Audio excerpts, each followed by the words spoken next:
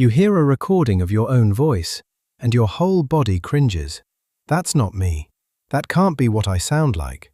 But everyone in the room nods. Yes, that is exactly what you sound like. To them, the recording is normal. To you, it is a stranger wearing your words. Here is the unsettling part. They are right, and you are wrong. The voice you have heard your entire life, the one in your head, almost nobody else has ever heard. And the voice on that recording, the one you can't stand, is the real you. To understand why, you have to follow the sound. When anyone else speaks, their voice reaches you one way, through the air. Sound waves travel from their mouth, across the room, into your ear. Simple. When you speak, your voice reaches you two ways at once. The first is the same as everyone else, out of your mouth, through the air, into your ears. But there is a second path nobody else has, straight through your skull. Your vocal cords don't just push air. They vibrate the bones of your head from the inside. And those bones carry the sound directly to your inner ear, skipping the air entirely. This is called bone conduction, and it changes the sound completely. Bone is dense. It carries low frequencies far better than thin air does. So the version of your voice you hear is loaded with extra bass, deeper, warmer, fuller. That richer, lower voice is the one you have heard every time you have ever spoken. It is the voice you think is yours, and it only exists inside your own head. Now play a recording. A microphone only hears one path, the air. It never gets the bass your skull was adding, so it captures the thinner, higher version. The exact version that leaves your mouth and reaches everyone else. For your whole life, your brain has been mixing both paths into one sound. So when you suddenly hear only one of them, it feels wrong, incomplete, like a stranger. Nothing is wrong with the recording. It is the most accurate version of your voice that exists. The problem is the comparison. You are matching it against a voice no microphone can ever catch. The voice in your head is not a recording. It is a private mix only you will ever hear. Every other human on earth has only ever met the other one. Which raises a strange question. If your real voice is the one you reject, then who exactly is the voice in your head? Go deeper into the ear, and it gets stranger. Deep inside sits the cochlea, a tiny spiral that turns vibration into the sound you experience. It does not care whether a vibration arrived through air or through bone. It hears both as real. So your brain has no way to separate them. It blends them into a single, seamless voice. That blend became the reference for who you are, the sound you tag as me. You hear it not just through your ears, but through your bones, your jaw, your teeth. You don't just listen to your voice, you feel it from the inside as you make it. No one else gets that. They get sound. You get sound plus the physical feeling of being you speaking. That is why your own voice feels so personal and the recording feels so cold. One comes with the sensation of existing. The other is just the data. Now here is where almost everyone gets it wrong. People think the recording distorts their real voice. It is the exact opposite. The recording is not a distortion of you, the voice in your head is. Your private voice is a special effect generated by the architecture of your own skull. It exists for an audience of exactly one, you, and it dies the instant you stop speaking. The voice on the recording is the one that actually goes out into the world. It is the voice your friends love, the voice that said your vows, your apologies, your worst sentences. Every meaningful word you have ever spoken, the world heard in a voice you can't stand. And you never knew, because your skull was quietly auto-tuning you every second for free.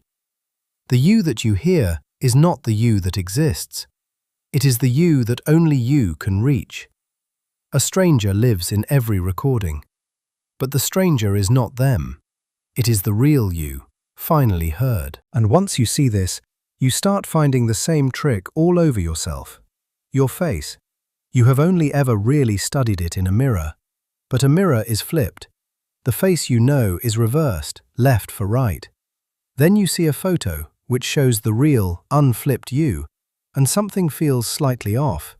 You can't say why. It is the same reason as the voice. You know the reflection, not the original. Your laugh sounds wrong on video for the same skull and bone reason. The way your head feels from the inside is not the shape others see from the outside. You have a complete, confident image of yourself, built entirely from the inside. And it is subtly, permanently different from the version everyone else has of you. There are two of you, the one you experience and the one that exists, and they never meet. Most people go their whole lives without noticing the gap. Your own voice is just the loudest clue. Here is something almost no one stops to think about. For nearly all of human history, not a single person ever heard their real voice. 200,000 years of humans.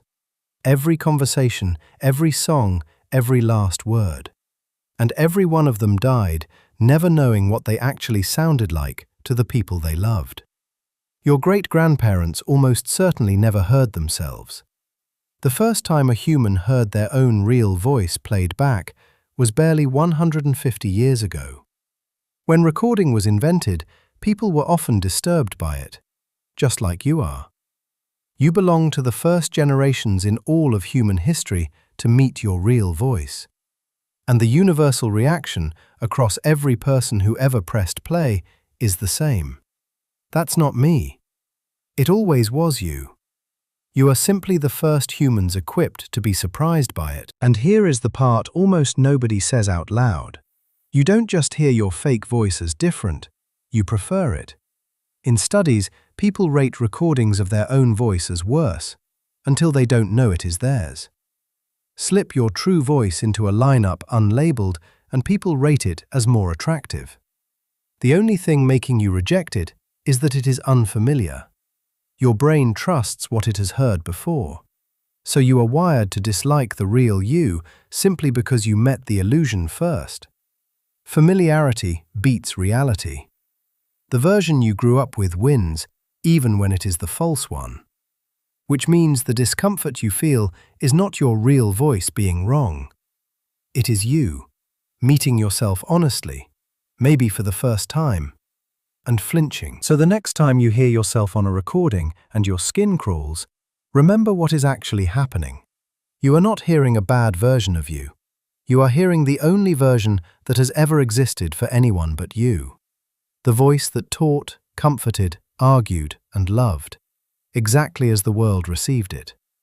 The cringe you feel is the distance between who you think you are and who you actually are out loud. And that distance is not a flaw. It is just a side effect of living inside your own skull. Everyone you have ever met already accepted that voice as you, long ago. You are the last person on earth to make peace with the sound of your own name. So, play the recording one more time. Listen to the stranger, the thin voice, the one without the bass your skull invents, the one you want to delete. That is not a glitch. That is not a stranger. That is the person everyone else calls you. The voice in your head will vanish the day you stop speaking. The recording will not. The you that lasts, the you the world keeps, is the one you can barely stand to hear. You have spent your whole life as the only person who never met you. So tell me, the first time you heard your real voice, what did you think? Be honest. And if it made you cringe, good. That means you finally heard what everyone else always has.